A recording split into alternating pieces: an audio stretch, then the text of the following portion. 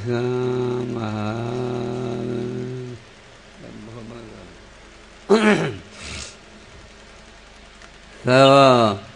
અવતારના અવતારે સર્વ કાળના કાળ સર્વના નિયંતા પોતાના પ્રેમી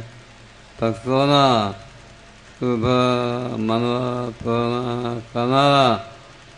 એવા આપણા ઈષ્ટદેવ સ્વામિનારાયણ ભગવાન તથા બ્રહ્મેતા સંતો તથા આજના પવિત્ર દિવસના આ ગુરુકુળના ચોકમાં આપણા આ ગુરુકુળમાં રહી અને કોલેજના સર્વે વિદ્યાર્થીઓ આ સારું મજાનું નાટક દુર્લભો માનુષો દેવ કે મનુષ્ય વડે શું કરવાનું છે અને ભગવાનની ભક્તિ ભજન સત્સંગ કરે અને સારા કર્મો કરે તો એને ભગવાન આરોગ્યમાં પણ સુખ્યા કરે છે અને દેહને ત્યાં બધા જોયું આપણા શાસ્ત્રમાં લખ્યું છે કે મારા ધનને અંધકારે જરૂર મારે આવું બે મારું ના બદલે સર્વે ધનને જણાવ એ મારા લખ્યું છે એ સંતાનમાં મારા તહેવાર તો વાદવા છે પણ આપણે બધે આ નાટકમાં જોયું કે ભાવેશભાઈ સાથેભાઈ ભક્તિ કરી તો અંતકાળે ભગવાન પ્રકાશમાં દિવ્ય ધામમાં થઈ ગયા અને તે મિત્ર છે એ નાનપણથી ખરાબ સંગત થઈ એના પપ્પાએ પોતે સારા સંસ્કાર રહ્યા તે નાનપણથી ખરાબ લાને થઈ ગયો સારા સુંદર ગુરકા શિકાર એના બે મિત્ર ઘણા સમજાયો પણ તે સમજો નહીં તો એના પપ્પાએ કહ્યું દાંતો કે દોતો આ મારો બાળકવાળો દીકરો એકનો એક છે તેને સાજો કહો તો લાખો ને કરોડ રૂપિયા ભલે ખર્ચો થાય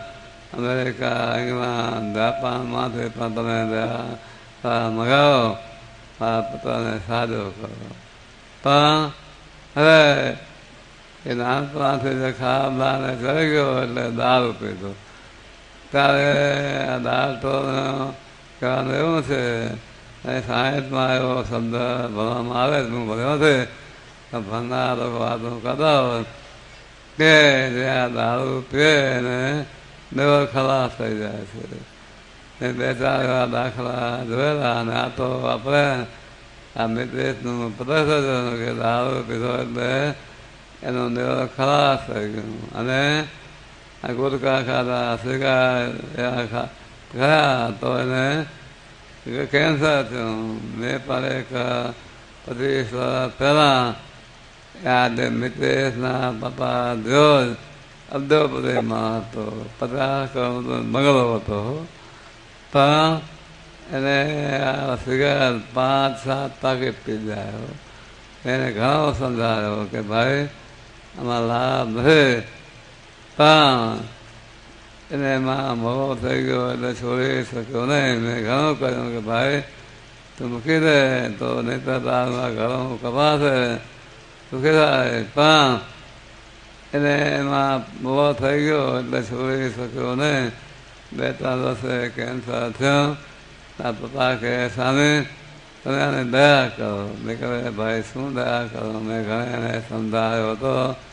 એકનો દીકરો હતો પણ એનું ગળું કપાણું નહીં મતું નથી થયું જો આ વૈષ્ણવ કરવામાં આટલો બધો દુઃખ થાય છે આટલું બધું દુઃખ થાય છે પછી અને પછી એવા ખરાબ ધંધે ચડી ગયો પરિસ્થિતિના હાલતમાં ચડી ગયો તો ડાક્ટરો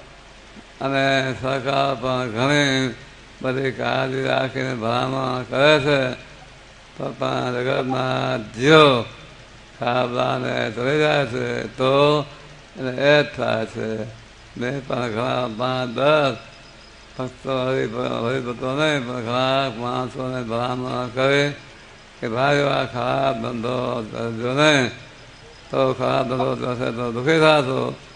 પણ એને માર્યું નહીં એટલે 10 કે 15 જણા એતના મેં ઘણા ક્યાં આવેલા હો. સ્વામી હવે તમે દયા કરો કે ભાઈ હવે તમે શું દયા કરો? તો આટલામાં આવ્યો કોઈ આ વૈષ્ણવ કર્યો નથી, દારૂ પીવો નથી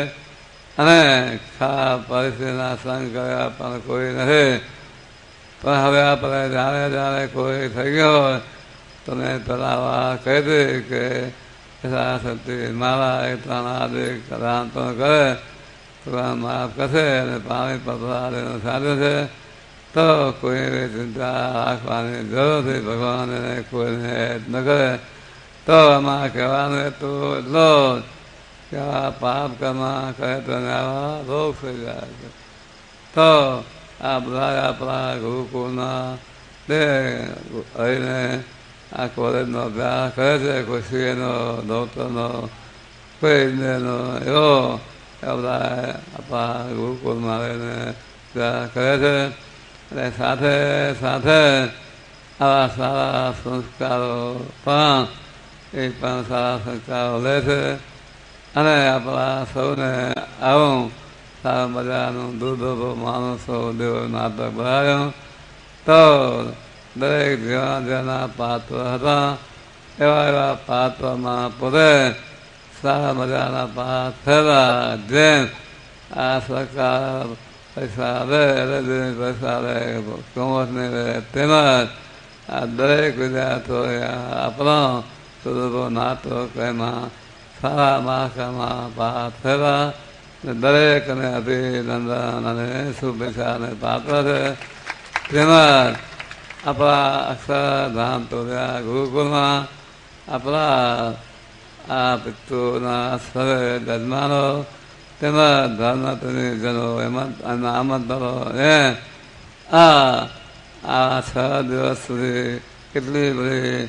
આ થોડી તકલીફ સહન કરી આવી ગરમી અને દાળ તડકો ભૂખ થોડો સહન કર્યો છે કે થોડું જમવાનું ઓછું મળ્યું હોય, પાછવાનું ઓછું મળ્યું હોય તો પણ આ 12-12 વાગ્યા સુધી આ જાગીને આવું દૂધ માણસો જોયું. તો આ નાટક કોઈ મહોત્સવ માટે કે મનોરંજન માટે નથી કર્યું. આ તો મને ભગવાને સુધાર્યું કે આ નાટક આવું કરવાથી આ જીવાતમાં પાપ કરતો અટકી જશે અને ભગવાનની ભક્તિ કરે તો મોક્ષ થાય. તો દરેકે આજે નાટક જોયું અને ધીમે ધીમે એમાં સાહસ આપ્યો. સંબંધી ડૉક્ટર મહાબુભાઈ પણ સાહેબને મેં કહીને દરેકને આ બધે માર્ગદર્શન આપ્યું. તેના ઉપર ભગવાન રાજી થાય. તો દરેક ઉપર પણ ભગવાન ખૂબ રાજી થાય અને દરેકને પોતે સામના ભગવાન માધુર્ય બધું સુખ આપે, દરેકને સુખ્યા કરે એ હું સામના ભગવાન આગળ કંસાન આગળ પ્રાર્થના કરી